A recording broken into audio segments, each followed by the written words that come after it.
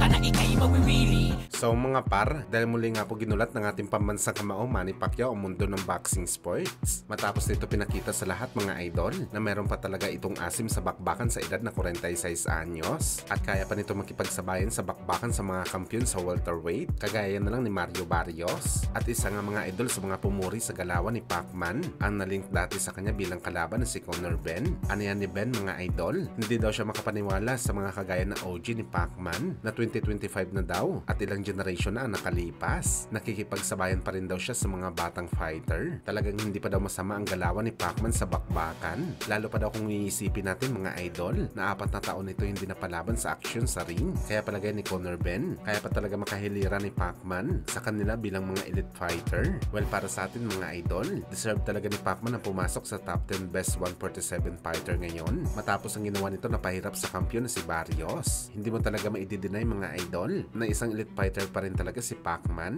Sa katunayan nito mga idol, marami pa ang nagsasabi na kahit mapalaban ulit si Pacman kay Barrios, si Boss Manny daw o mananalo. Kahit si Chris Algieri mga idol, na maski ang WBA champion na si Rolando Romero, tapyas lang daw nga abutin nito kay Pacquiao. Imagine mga idol, mga kampiyon na ang mga fighter na to. Hindi ito basta-basta contender lamang. Kaya masasabi pa ba natin mga idol na hindi pwede mo pabilang si Pacman sa top 10 best welterweight fighter ngayon? Meron pa nga mga fans mga idol na nagsabi na ang ganitong version ng Manny Pacquiao hindi pa daw kayang talunin ng maangas na si Devin Haney sa bakbakan. At sang-ayon tayo dito mga idol na mahihirapan talaga manalo si Devin Haney sa gurang na Pacquiao. Hindi naman natin sa minamaliit si Devin Haney, pero wala ito katangian mga idol na posible makapagsabi na mananalo si Haney sa laban. Wala naman itong natural na lakas mga idol na kaya mag-knockout kay Pacman. Pagdating sa skills, wala namang ibang skills si Haney maliban lamang sa jab at iisa lang talaga mga idol ang nakikita natin na dahilan para matalo ni Haney si Pacman. Ito ang pahabulin nito ang Pinoy legend hanggang matapos ang laban. Sa ganun para hingalin si Pacman at makuha nito ang panalo sa isang takbuhan na bakbakan.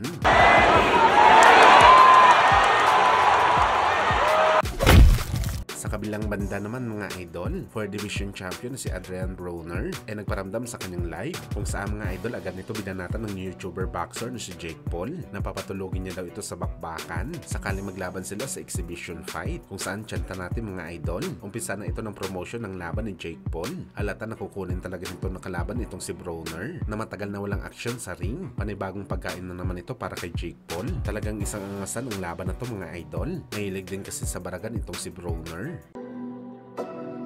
That plan y'all doing on the internet with this me and Jake Paul shit, bro. Jake Paul, I'll knock your bitch ass out, man. like, yeah. You all this plan y'all keep doing, bro. I'll knock his ass out, bro.